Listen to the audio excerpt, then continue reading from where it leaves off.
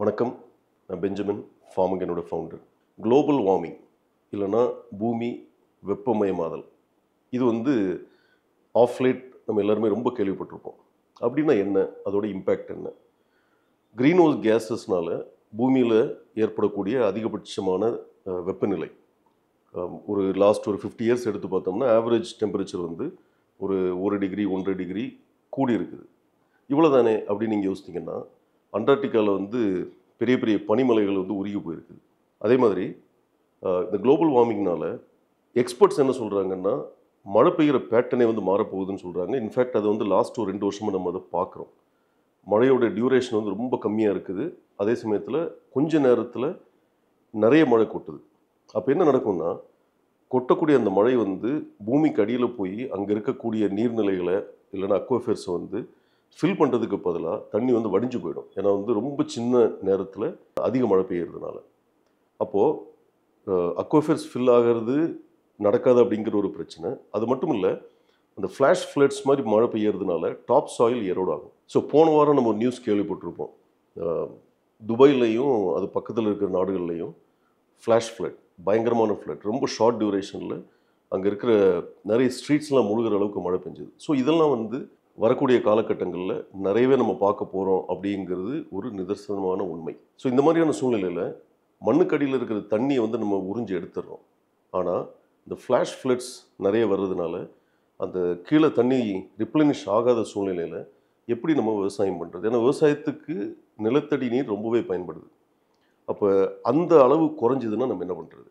இந்த மாதிரியான ஒரு சுச்சுவேஷனில் குரோட்ரான் மாதிரியான டெக்னாலஜிஸ் ஒரு பெரிய வரப்பிரசாதமாக அமையும். ஸோ எந்த மாதிரியான டெக்னாலஜி இருந்தால் நல்லாயிருக்கும்?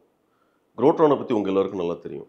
குரோட்ரான் செயற்கை நுண்ணறிவு மூலமாக மண் எப்போ அதோட ஈரத்தன்மை இழக்கும் அப்படிங்கிறத கணிச்சிட்டு, எப்போ எவ்வளோ நேரம் இரிகேஷன் பண்ணால் அந்த ஈரம் மெயின்டைன் ஆகும் அப்படிங்கிறதையும் கணித்து, அதுக்கு ஏற்றாப்பில் தானாகவே வேல்வ் ஆன் பண்ணி பம்ப் ஆன் பண்ணி இரிகேஷன் கொடுக்கக்கூடிய ஒரு சிஸ்டம். ஸோ குரோட்ரானை யூஸ் பண்ணும்போது ஏனோ தானோ அப்படின்ட்டு நம்ம தண்ணியை கொடுக்கறதுக்கு பதிலாக எப்போ தேவையோ அப்போ மட்டும் கொடுக்கலாம். அப்போ என்ன நடக்கும்னா, தண்ணீரில் ஒரு பெரிய சிக்கனம் நடக்கும். ஒரு சில மாதங்களுக்கு முன்னாடி கரூர் பக்கத்தில் ஒரு ஃபார்ம் நம்ம போய் பார்த்துருந்தோம். அங்கே ஒரு 1 இன்ச் தண்ணி தான் வரும். அந்த 1 இன்ச் தண்ணியை வச்சுக்கிட்டு 10லேருந்து 15 ஏக்கர் விவசாயம் பண்ணிகிட்டு இருந்தாங்க. இன்றைக்கி காங்கேயம் பக்கத்தில் அதே மாதிரி ஒரு ஃபார்முக்கு நம்ம போகிறோம். அந்த ஃபார்ம்லேயாவது 1 இன்ச் தண்ணி இருந்தது. இங்கே எவ்வளோ தண்ணி வருது அப்படிங்கிறது நீங்கள் பார்க்கலாம்.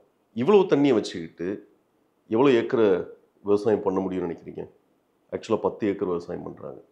அது எப்படி சாத்தியமாகுது அப்படிங்கிறத இந்த வீடியோவில் பார்க்க போகிறோம். இப்போ ஆக்சுவலாக இந்த பாண்டில் எவ்வளோ தண்ணி இருக்குது அப்படிங்கிறத புரிஞ்சுக்கிறதுக்கு இந்த தம்பி கீழே இறங்குறது நீங்கள் பார்த்தீங்கன்னா உங்களுக்கு தெரியும். இவ்வளோ தண்ணியை வச்சுக்கிட்டு இங்கே என்னெல்லாம் நடக்குது அப்படின்னா, ஒரு சின்ன ஏரியாவில் ரோஸ் கல்டிவேட் பண்ணுறாங்க.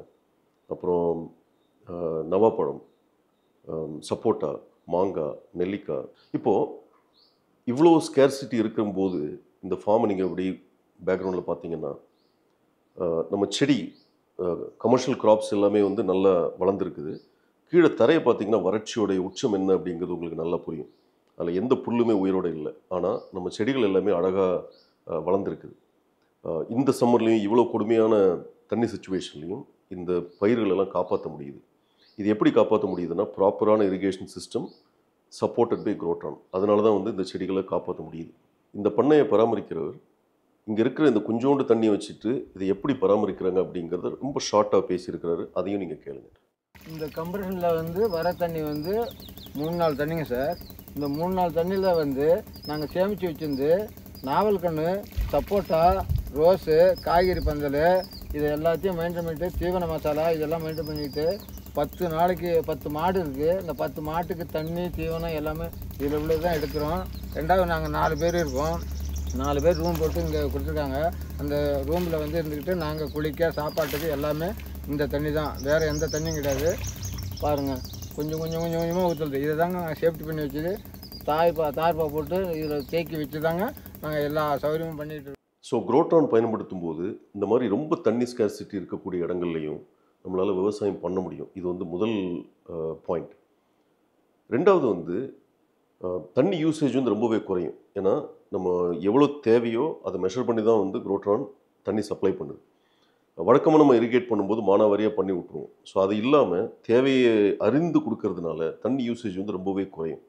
அப்படி ரொம்ப குறையும் போது நம்ம வந்து லார்ஜர் ஏரியாவை இரிகேட் பண்ண முடியும். இப்போ வந்து என்கிட்ட இருக்கிற தண்ணியை வச்சு என்கிட்ட ஒரு 10 ஏக்கர் லேண்ட் இருக்குது, 4 ஏக்கர் தான் இரிகேட் பண்ணுறேன் அப்படின்னா, அதிகபட்சமான ஏரியாவை வந்து நம்ம கவர் பண்ண முடியும் இருக்கிற அந்த கொஞ்சம் தண்ணியை வச்சு.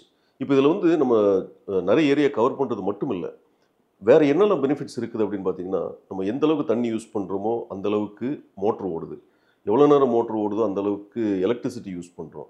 இந்த எலக்ட்ரிசிட்டி யூசேஜும் ஆட்டோமேட்டிக்காக குறையுது. அந்த எலக்ட்ரிசிட்டி யூசேஜ் குறையிறதுனால நமக்கு என்ன பலன் அப்படின்னு பார்த்தீங்கன்னா, இந்த எலக்ட்ரிசிட்டி ப்ரொடக்ஷன் ப்ராசஸே ரொம்ப பொல்யூட்டிங் ப்ராசஸ். அப்போ நம்ம வந்து ஒரு பொல்யூஷன் அவாய்ட் பண்ணுறதுக்கு, ஒரு கார்பன் எமிஷன் அவாய்ட் பண்ணுறதுக்கும் நம்ம வந்து ஹெல்ப் பண்ணுறோம்.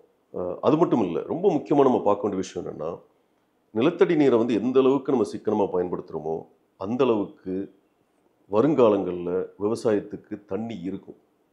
இதை நம்ம வந்து ரொம்ப உறிஞ்சி எடுத்து முடிச்சிட்டோம் அப்படின்னா, ஃப்யூச்சர் ஜெனரேஷன்ஸுக்கு வந்து அந்த தண்ணி வந்து ரொம்ப ரொம்ப ஒரு ஸ்கேர்ஸ் கமாடிட்டியாக மாறுறதுக்கான வாய்ப்பு இருக்குது. இன்றைக்கி என்கிட்ட இருக்கிற கிராப்பை காப்பாற்றுறதுக்கும், ஒரு தொலைநோக்கு பார்வையில் பார்த்தோம்னா நிலத்தடி நீரை பாதுகாக்கிறதுக்கும் குரோட்ரான் ரொம்பவே ஹெல்ப்ஃபுல்லாக இருக்கும். ஸோ குரோட்ரான் வந்து ஓவராலாக தண்ணி யூசேஜை குறைக்குது, அதனால் எலக்ட்ரிசிட்டி குறையுது, அதனால் கார்பன் ஃபுட் பிரிண்ட் ஓரளவுக்கு குறையுது.